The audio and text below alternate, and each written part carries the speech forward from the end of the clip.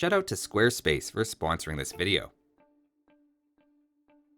Hey guys, Spirit of the Law here. In this unique unit deep dive, we're going to be looking at the Korean War Wagon. Now this unit tends to garner one of two very different views. The first is from the players ragging on the wagon for being countered by almost everything, and as we'll see, there's kind of a valid point there. Alternately, other players have experienced what a good mass of them can do and how they can really snowball with a ton of pop efficiency. Personally, I find the most notable thing about the unit is that it actually reveals how extensive the underground parking below castles must be. But either way, in this video, the main goal is going to be to highlight what you can expect from them in some different situations. To start in the Castle Age, the game labels them as a cavalry archer, though I like to think of them as a blend of some of the features of cavalry and elephant archers. In this comparison, they cost even more than elephants, but notice it's the same type of resources as the cavalry archer. They then split the difference in terms of HP and speed, again feeling a bit like a blend of the two. That said, they have a few extra advantages, like the highest attack per shot and the highest pierce armor. Altogether, I think the elephant archer is probably the closest comparison. Of course, we always have to consider hidden bonus damage, but there's actually not too much of that going on. They have just +5 against buildings, which lets them stand out among other ranged units, but is still much less than you would get from melee units, especially infantry. As for what bonus damage they take, this is much more substantial, being impacted by anything anti-archer, anti-cavalry, and anti-cavalry archer. What's worse is they actually have -1 cavalry archer armor, so camel archers, genitours, and skirmishers deal even more bonus damage than expected, meaning the wagon's pierce armor doesn't always tilt battles against those ranged units as much as you might think. As for some other hidden attributes, they of course require castles to create, and have a bit slower 21-second creation time, making them actually quite difficult to mass. To keep up one castle production, you then need 7 gold miners and 9 lumberjacks with Castle Age eco upgrades. For context, that's comparable to the 17 villagers you need to keep up 3 ranged crossbows as Koreans, keeping their wood discount in mind. That means on the same economy, you can build up more than double the number of crossbows per minute, so war wagons are undeniably just a tough unit to get rolling. Literally. Next, in terms of upgrades, being a cavalry archer, of course they're impacted by anything relevant to those. That includes ballistics and chemistry at the university, archer attack and armor upgrades at the blacksmith, thumb ring, though keep in mind they start with 100% accuracy and their attack is only improved by 11% by that tech instead of foot archer's usual 18%, so it's not as important as usual. You then have husbandry at the stable and of course the elite upgrade at the castle. Like any cavalry archer, this can all add up pretty quickly, though just note that Koreans don't have bloodlines or Parthian tactics, which would apply if Koreans had those techs. Something you might notice here is that war wagons actually fit nicely into the typical Korean game plan of an archer opening, taking advantage of the free archer armor upgrades and archers costing less wood. By picking up fletching and anything else for early Castle Age crossbows, you're already working your way toward what you need for war wagons, and combined with those free and instant armor techs, makes the switch into war wagons actually a bit easier than this all might appear. A couple of other quick things to note are first that war wagons are healed by monks, despite that not being the case for the Bohemian Hussite wagon. Also, despite having the same projectile at a glance as the Scorpion, they don't deal pass-through damage. Here, I also want to touch on their micro ability. Despite being classified as cavalry archers, they're actually not very good at this. While they are faster than infantry, and you can technically do stop micro, they have almost everything working against them. Compared to cavalry archers and even elephant archers, they have the largest collision size, meaning they don't path around each other or enemy units very well. They then have the slowest reload time and the longest attack delay out of the 3. Even though elephant archers are technically slower, their better fire rate, shorter attack delay, and smaller collision size means I find them significantly easier than war wagons to micro. I'm going to include micro in tests I run against melee units, and it helps to some degree, but it's just not something war wagons do particularly well. So that was a detailed look at the unit, but as always, let's see what this means in different situations, especially when we factor in their very high cost. We'll start with their stated intended role, being good against archers and infantry.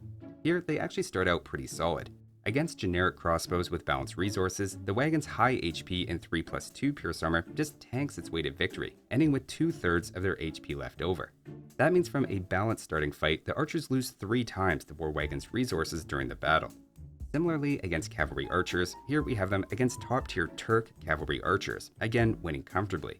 There's no question these are the kind of fights that war wagons are built for, having no bonus damage involved and coming down to raw stats, absorbing often half of incoming range damage through their armor. That said, interestingly, if we set them against elephant archers, in this case faster firing Bengali ones, while the War Wagon tanks more arrows individually, its slower fire rate and slight numbers disadvantage from balancing resources means that they lose the battle. Of course, even if the elephant archer is slightly better in these kind of grinding fights, keep in mind the War Wagon is slightly faster, so there is some compensation. The other role they're intended to be good at is against infantry. Just to take the longsword as a generic example, they actually don't do very well if they just stand their ground, at least with a balanced fight and considering their high cost. That's true of most archers, to be fair, and trying it again with some stop micro, I could win with a small group, not even losing a single wagon. War wagons aren't that much fun to micro for reasons already mentioned about clunkiness, but even without a meat shield, I think in many cases saying they're anti-infantry is fair. There are a couple of exceptions though. Eagle warriors are fast enough and have enough pierce armor to turn things around, and even with micro, I found Castle Age eagles were more than a match. The other obvious exception is pikemen, who move faster than the swordsman line and have a large attack bonus. Plus, unlike cavalry archers and crossbows, war wagons don't have any anti-pike bonus damage. Like anything, it's somewhat dependent on numbers, and with a sufficient mass of war wagons, it might be enough to hold them off. But the main point is they're just maybe anti-archer more consistently than they are anti-infantry. For another common matchup, trying them against knights, again, you don't want to just stand and tank the damage. A similar value of knights actually win that trade with nearly half their HP left, so the war wagons are losing twice as much value. Usually cavalry archers and even crossbows can start to hold their own against knights with micro and modest numbers, but this is one case where the war wagon lags behind, and despite my best efforts, I couldn't beat the knights. I got better results with micro of course, but especially against top tier knight civs, war wagons alone may not be enough, and is where some added pikemen or that underground parking might come in handy. Obviously, camels are even a little stronger of a counter, as they're faster than knights and have extra bonus damage, so are a case where you definitely would benefit from some pikemen in support.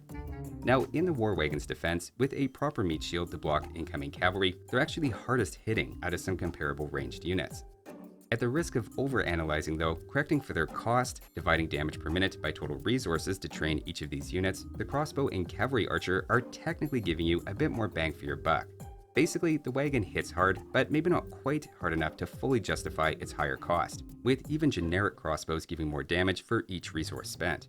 Clearly, with the war wagon, you are paying a bit extra for its tankiness. Now, one situation that tankiness makes arguably the greatest impact is against mangonels. Not only does their high attack punch through a little better than crossbows, but their high HP actually lets them technically fight here cost effectively. They can almost trade with a mangonel 1-for-1, which is impressive considering the wagon is about half the cost. A well-microed mangonel could be annoying, but I don't think has to scare wagons like it does most cavalry archers. What probably should scare you though is monks, who outrange war wagons by 3. Considering a single conversion doesn't just cost you 160 resources, but then gives your opponent a 160 resource unit, even if you take out a couple of monks for each conversion, that can still be a good trade for the monk player. One of the other most difficult counters to deal with is, of course, skirmishers. With balanced starting resources, the skirmishers only lose a third of their HP in this matchup, while also outranging the wagons by 1, so it's not something you can really micro against. The caveat is with equal numbers, wagons in that case can win, so while skirmishers are clearly an effective counter, just don't trickle them in, or it may look like they're not. So that covers most of the basic unit types. There are a few unique unit exceptions with some bonus damage to watch out for, but as a general takeaway, war wagons perform pretty much as build, dealing with archers and infantry effectively for the most part, as well as holding up to mangonels particularly well. On the flip side, they have a weakness to knights, camels, pikes, skirmishers, and monks, all more so than I would say your typical cavalry archer. That actually gives a reasonable sense of the unit, but now let's touch on what, if anything, changes in the Imperial Age.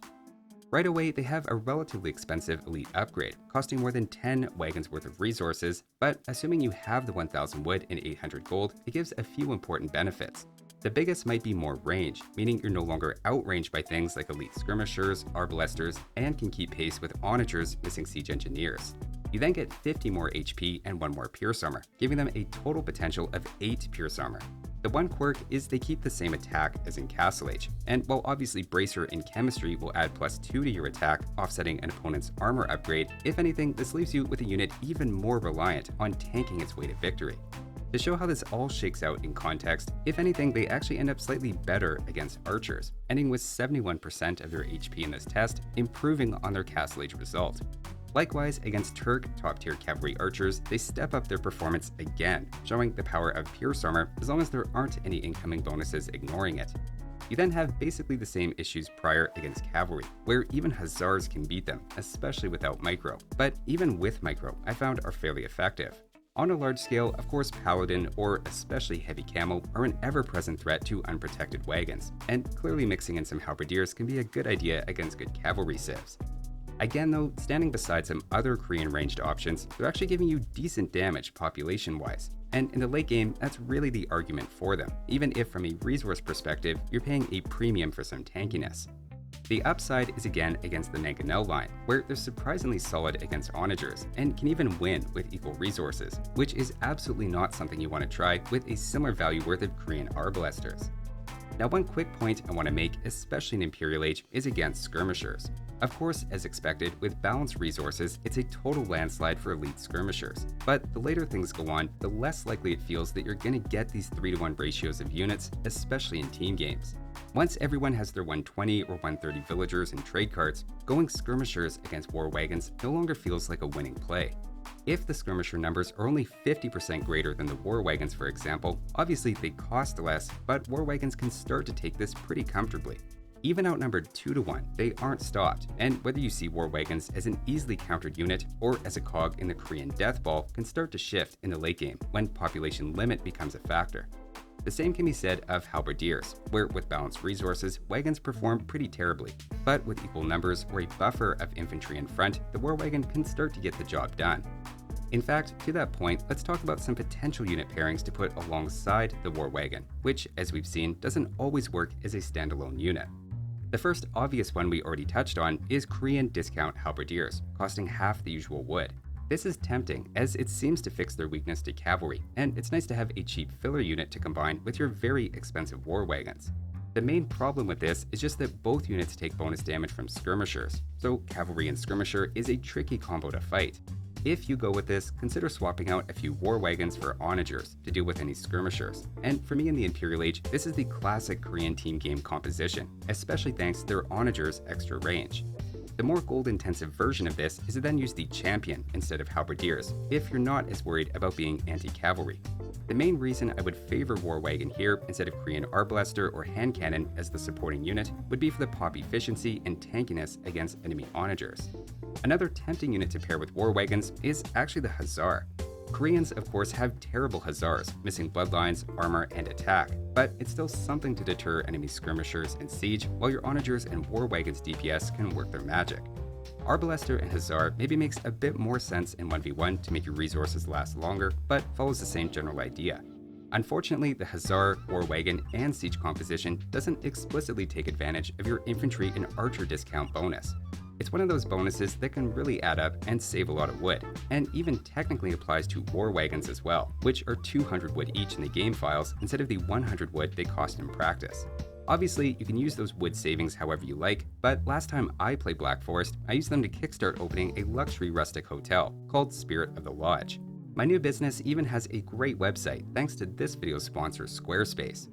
Squarespace is an all-in-one website platform for entrepreneurs to stand out and succeed online. Whether you're just starting or managing a growing brand, Squarespace makes it easy to create a great-looking website, engage with your audience, and then sell anything from products to content to time all in one place. Using one of their templates, you can easily customize a website to your preferred aesthetic, and then sell your product or services. That could include physical goods or digital content, including access to your own video library, with Squarespace handling the payment side of things so you can focus on the bigger picture. Using the built-in analytic and insight tools, you can then see exactly what's working and what's not, so you can continue to grow and scale your business more effectively. Go to squarespace.com for a free trial, and when you're ready to launch, go to squarespace.com/spiritofthelaw to save 10% off your first purchase of a website or domain. So that was a deep dive of the War Wagon, and hopefully gave a sense of why it can be simultaneously considered easy to counter, but at other times almost impossible to stop. Thanks for watching, and I'll see you next time.